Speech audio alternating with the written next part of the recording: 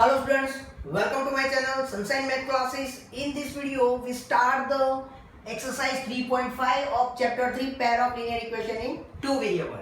The first question is which of the following pair of linear equation has unique solution, no solution or infinitely many solution. In case there is a unique solution, find it by using cross multiplication method. तो यहाँ पे हमें fourth question दिए गए, मतलब कि four pair of linear equation in two variable दिया गया है। तो यहाँ पे हमें पहले ये चेक करना है कि यहाँ पे यूनिक सॉल्यूशन मिल रहा है, नो सॉल्यूशन मिल रहा है या इनफाइनाइटली मेनी सॉल्यूशन मिल रहा है। अगर हमें यूनिक सॉल्यूशन मिल रहा है तो हमें क्रॉस मल्टीप्लिकेशन मेथड से उसके क्या फाइंड आउट करना है, सॉल्यूशन फाइंड आउट करना है। तो पहले तो ये सीख लेते हैं कि नो सॉल्यूशन फिर यूनिक सॉल्यूशन और इनफाइनाइटली सॉल्यूशन किस तरह से मिलते हैं। तो हमने इंट्रोडक्शन पार्ट के अंदर रेशियो सीखे थे। आपको अच्छी तरह से रेशियो सीखने हो तो आप इंट्रोडक्शन पार्ट का जो वीडियो है वो अच्छी तरह से देख लेना, तो आपको ज्यादा समझ में आएगा। तो यहाँ पे मैं फिर से रिवाइज कर लेता हूँ कि रिवाइज किस तरह से हमारा रेशियो की मदद से मिलता था। तो फर्स्ट हमारा रेशियो था कि a1 upon a2 does not equal to b1 upon b2। तो हमें क्या मिलता था, यूनिक सॉल्यूशन मिलता था कि अगर ये रेशियो होता है तो हमें क्या मिलता है, यूनिक सॉल्यूशन। सेकंड हमारा रेशियो है a1 upon a2 equal to b1 upon b2 equal to c1 upon c2। तो यहाँ पे हमें इस कंडीशन के अंदर इनफाइनाइटली रेशियो मिलते थे। यहाँ पे इस कंडीशन के अंदर हमें कौन से रेशियो कौन से सॉल्यूशन मिलते थे, इनफाइनाइटली सॉल्यूशन मिलते थे ये रेशियो के अंदर। और थर्ड रेशियो था a1 upon a2 equal to b1 upon b2 does not equal to c1 upon c2। तो यहाँ पे हमें क्या मिलता था, नो सॉल्यूशन मिलता था। ओके, तो हम पहले ये चेक करेंगे कि किसके अंदर हमें यूनिक सॉल्यूशन मिल रहा है, नो सॉल्यूशन मिल रहा है, इनफाइनाइटली सॉल्यूशन मिल रहा है। अगर यूनिक सॉल्यूशन जिसका मिलेगा उसको हमें क्रॉस मल्टीप्लिकेशन से उससे क्या फाइंड आउट करना है, सॉल्यूशन फाइंड आउट करना है। तो फर्स्ट क्वेश्चन का देखते हैं। तो फर्स्ट में क्या है, तो वहां पे हमें a1 और a2 वैल्यू लिख देंगे। तो यहाँ पे x है, यहाँ पे 3x है। x के आगे जो वैल्यू होती है वो a1 की a की वैल्यू होती है, मतलब फर्स्ट जो इक्वेशन दिया गया है उसके अंदर देखते हैं x के आगे कितनी वैल्यू है, 1 है, मतलब कुछ नहीं है, मतलब 1 है। यहाँ पे x के आगे कितनी वैल्यू है, 3 है। उसी तरह से b1 और b2 की वैल्यू लिख देंगे। तो b1 के आगे कितनी है, मतलब y के आगे जो वैल्यू होगी वो b की वैल्यू होगी। तो यहाँ पे y के आगे कितनी है, -3, मतलब वो हमारा b1 हो गया। और यहाँ पे y के आगे कितनी है, -9। उस तरह से c1 और c2। तो यहाँ पे जो हमारा कांस्टेंट दिया होता है वो, तो यहाँ पे -3 है और ये कितना है, -2 है। तो अब हम रेशियो देख लेंगे कि कौन सा रेशियो आ रहा है। तो यहाँ पे देख लो a1 अपॉन a2 तो कितना आ रहा है, 1/3। यहाँ पे कितना आ रहा है, b1 अपॉन b2। तो माइनस माइनस प्लस हो गया, 3 3 9, मतलब b1 अपॉन b2 कितना आ रहा है, 1/3 आ रहा है। ये a1 अपॉन a2 1/3 आ रहा है। ये b1 अपॉन b2 ये भी कितना आ रहा है, 1/3। यहाँ पे ये कितना आ रहा है, c1 अपॉन c2 करते हैं। तो ये माइनस माइनस प्लस हो गया, तो c1 अपॉन c2 कितना मिल गया, 3/2। और यहाँ पे a1 अपॉन a2 कितना मिल गया, 1/3।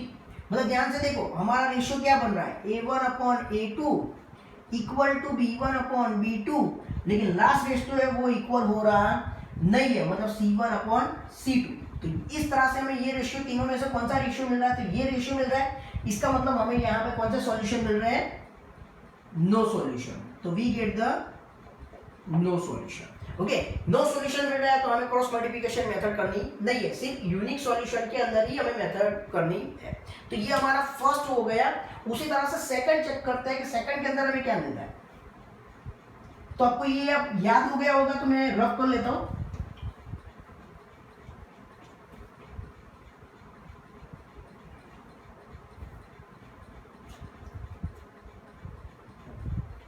सेकंड के अंदर हम लिख देंगे a1 a2। तो a1 की वैल्यू कितनी है, 2 है, 3। a2 की वैल्यू है b1 b2। तो b की वैल्यू कितनी है, b1 की 1 है और यहाँ पे b2 की कितनी है, 2 है। उसी तरह से c1 और c2 कितना है, 5 अपॉन, मतलब -5 और ये -8, क्योंकि इक्वल टू के इस साइड में, तो इक्वल टू के इस साइड पे हमें क्या करना है, लाना पड़ेगा। यहाँ पे इक्वल टू के इस साइड पे वैल्यू दी गई है, तो पहले इस साइड पे लाना, तो ये प्लस है तो माइनस हो जाएगा, ये भी प्लस है तो माइनस हो जाएगा। अब हम चेक करेंगे कि a1 अपॉन a2 कितना होता है, तो a1 अपॉन a2 2 अपॉन 3 हो रहा है, यहाँ पे b1 अपॉन b2 1 अपॉन 2 हो रहा है, और यहाँ पे c1 अपॉन c2 5 अपॉन 8 हो रहा है, मतलब ये माइनस माइनस क्या हो जाएंगे, प्लस हो जाएंगे, तो 5 अपॉन 8 हो रहा है, मतलब तीनों रेशियो कैसे देखो, a1 upon a2 does not equal to b1 upon b2, ये तो पहले से ही इक्वल नहीं आ रहा है, मतलब ये हमारा फर्स्ट रेशियो था, तो कौन सा सॉल्यूशन मिलेगा यहाँ पे, we get the unique solution. यहाँ पे हमें कौन सा सॉल्यूशन मिलेंगे, यूनिक सॉल्यूशन। अगर यूनिक सॉल्यूशन मिल रहा है तो हमें क्रॉस मल्टीप्लिकेशन से इसके सॉल्यूशन फाइंड आउट कर ले। तो यहाँ पे पहले हमें कौन सी वैल्यू फाइंड आउट करनी पड़ेगी, x की वैल्यू। तो मैंने आपको फॉर्मूला इंट्रोडक्शन, इसका जो क्रॉस मल्टीप्लिकेशन का इंट्रोडक्शन पार्ट है उसके अंदर मैंने किस तरह से ये x और y की वैल्यू फॉर्मूला बनती है x और y के लिए, वो मैंने ऑलरेडी बता दिया, तो आप वहां पे जाके अच्छी तरह से देख लेना। तो x की वैल्यू फाइंड आउट करने के लिए कौन सी फॉर्मूला बनेगी, तो b1 c2 minus b2 c1 upon a1 b2 minus a2 b1। तो ये हमारी x की वैल्यू फाइंड आउट करने की फॉर्मूला है।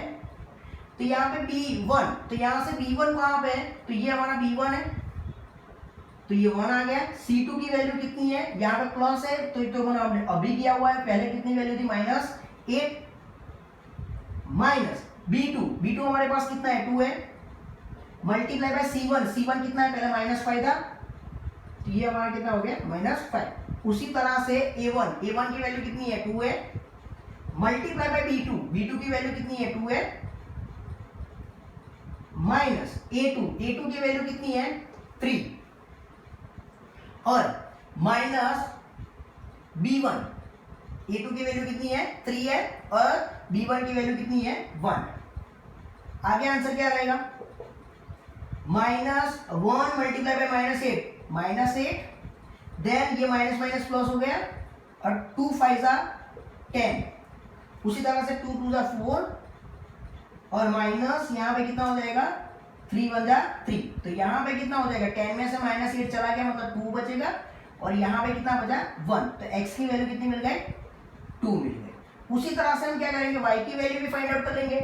तो y की फॉर्मूला क्या है, c1 upon a2 minus c2 a1 upon, अब एक चीज याद रखनी है कि x हो या y हो, उसका जो डिनोमिनेटर है वो दोनों में इक्वल रहता है। तो यहाँ पे भी कौन सी आ जाएगी value, a1 b2 minus a2 b1। तो यहाँ पे c1 की वैल्यू कितनी है, -5, ये प्लस तो हमने किया हुआ है, ये पहले माइनस की वैल्यू है, इसलिए हम माइनस ही रख देंगे, ओके। तो ये -5, a2 की वैल्यू कितनी है, यहाँ पे 3 है, माइनस c2 की वैल्यू कितनी है, यहाँ पे -8 है, और a1 की वैल्यू यहाँ पे कितनी है, 2 है। डिवाइड बाय नीचे की जो वैल्यू है वो तो हमारे पास यहाँ पे जो लिखी हुई है वही लिख देंगे, क्योंकि डिनोमिनेटर कभी चेंज होता नहीं है। तो 2 मल्टीप्लाई बाय 2 -3, तो ये कितना हो जाएगा, -15, और ये माइनस माइनस प्लस हो गया, 8 2 16 डिवाइड बाय 2 2 4, और -3, मतलब 16 में से 15 चला गया, मतलब कितना बचेगा, 1 बचेगा, और यहाँ पे भी कितना बचेगा, 1, मतलब y की वैल्यू यहाँ पे हमारे पास कितनी आ जाएगी, 1। तो इस तरह से हम x और y की वैल्यू फाइंड आउट कर सकते हैं with the help of cross multiplication method. अब हम थर्ड क्वेश्चन इसका चेक कर लेते हैं कि क्या आंसर मिलता है हमें। आपको अगर नोट डाउन करना हो तो आप वीडियो पॉज करके कर लेना। अगर आपने चैनल मेरी अभी तक सब्सक्राइब नहीं की है तो प्लीज स्टूडेंट उसको सब्सक्राइब कर दो।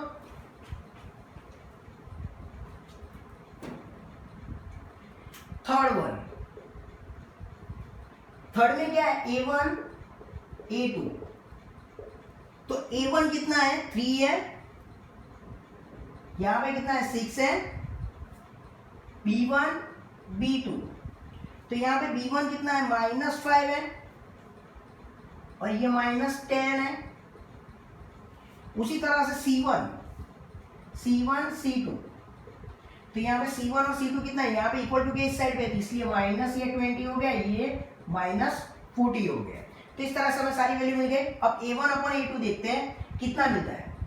तो यहाँ पे a1 अपॉन a2 3 2 मतलब a1 अपॉन a2 हमारी वैल्यू कितनी आ गई, 1/2। उसी तरह से b1 अपॉन b2 देखते हैं, तो ये माइनस माइनस प्लस हो गया, 5 2 मतलब ये भी वैल्यू b1/b2 कितनी आ गई, 1/2 आ गई।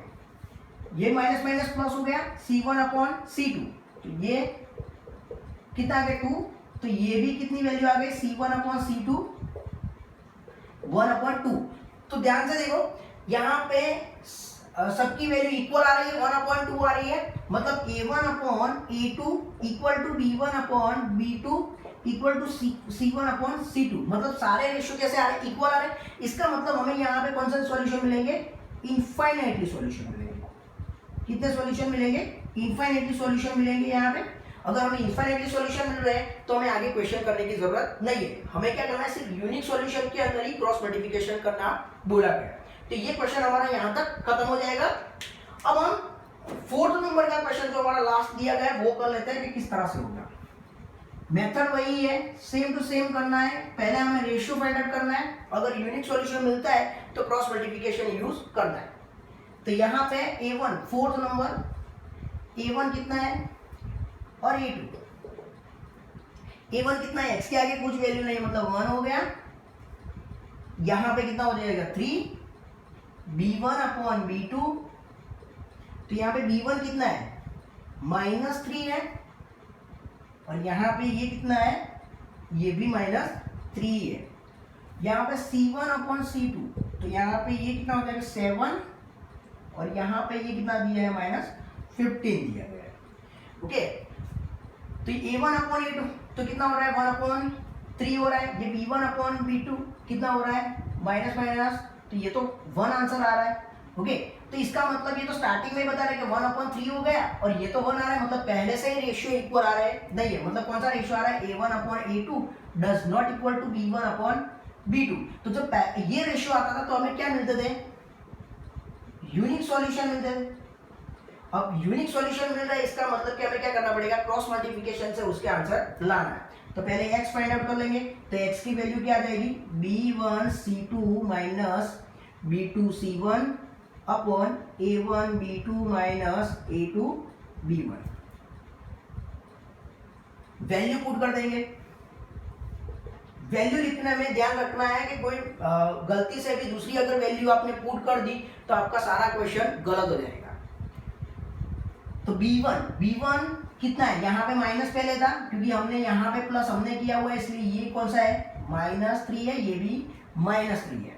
तो यहाँ पे b1 की वैल्यू कितनी है, -3, c2 की वैल्यू कितनी है, -15, माइनस b2 की वैल्यू कितनी है, वहां पे भी -3 है, और c1 की वैल्यू कितनी है, -7 है, डिवाइड बाय a1 कितना दिया गया है, 1, मल्टीप्लाई बाय b2 कितना दिया गया है, -3, माइनस a2 कितना दिया गया है, 3, मल्टीप्लाई बाय b1 भी कितना है, -3। तो ये भी माइनस, ये भी माइनस, माइनस माइनस प्लस, 15 3 = 45। यहाँ पे माइनस है, ये भी माइनस है, ये भी माइनस, मतलब 3 माइनस की साइन है, मतलब ऑड नंबर में माइनस की साइन आती है तब हमारा क्या आंसर रहेगा, माइनस रहेगा, और 3 7 = 21, डिवाइड बाय ये -3 हो गया, 3 1 = 3, और प्लस माइनस माइनस, यहाँ पे माइनस माइनस प्लस, और 3 3 = 9। तो हमें क्या करना है, 45 में से 21 माइनस हो जाएगा, तो 5 में से 1 चला गया, मतलब 4 बचा, और 4 में से 2 चला गया, मतलब कितना बचेगा, 2 बचेगा, लेकिन प्लस बचेगा क्योंकि 45 बड़ा है। और यहाँ पे भी 9 में से 3 चला जाएगा तो कितना बचेगा, 6 बचेगा। तो यहाँ पे x की वैल्यू कितनी आ गई, 6 4 था, तो यहाँ पे x की वैल्यू आ गई 4। उसी तरह से हम y की वैल्यू भी फाइंड आउट कर लेंगे। तो y की फॉर्मूला क्या है,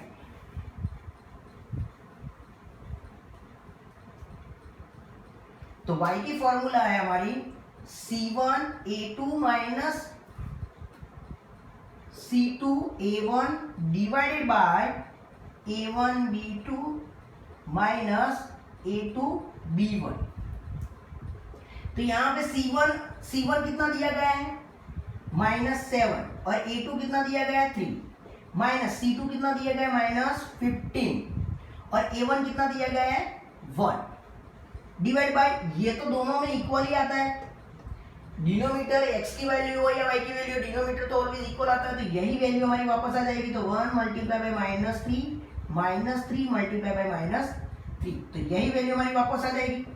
ये -7 3 तो -21, 7 3 21, plus minus minus, plus minus minus, minus minus plus हो गया और 15 बन जाए 15, डिवाइड बाय ये -3 हो गया, ये माइनस माइनस प्लस 9 हो गया।